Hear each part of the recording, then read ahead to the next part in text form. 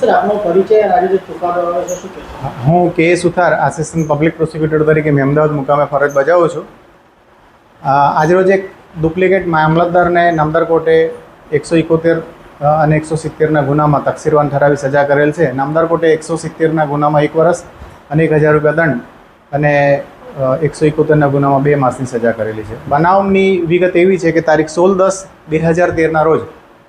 Ahmedabad police સ્ટેશનના પોસે વીડી Jhala police staff સાથે બકરી ઈદનો તહેવાર હોવાથી અમદાવાદ પોલીસ સ્ટેશન વિસ્તારમાં બંદોબસ્તમાં નીકળેલા દરમિયાન તેઓને એવી બાતમી મળેલી કે એક ઈસમ અમદાવાદ તરફ ગાડી લઈને જઈ રહ્યો છે અને એણે પોતાની ગાડીની આગળ પાછળ પોતે નાયબ મામલતદાર ન હોવા છતાં ગાડીમાં આગળ અને પાછળ નાયબ મામલતદાર અને એક્ઝિક્યુટિવ મેજિસ્ટ્રેટ લખાવેલ છે. એટલે આ બાતમી આધારે પોલીસે આ ઈસમને પકડવા સારું રાસ્કા ચેકપોસ્ટ પાસે જઈ 2 પંચોના માણસો બોલાવી આ ગાડીની વોચમાં ઊભા રહેલા. દરમિયાન થોડીવાર પછી બાતમી મુજબની ગાડી આવતા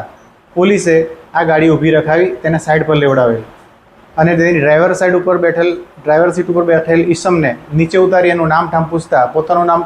મહેન્દ્રભાઈ અંબાલાલ લીંબચિયા જણાવેલું અને એની પૂછપરછ કરતાં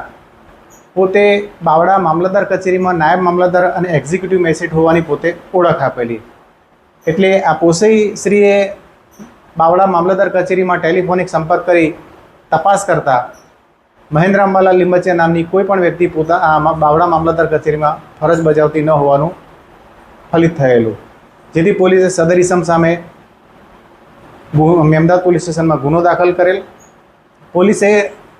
આ ગાડીની વોચ તપાસ કરતા ગાડીના આગળના પાછળના ભાગે GJ7 AR 5845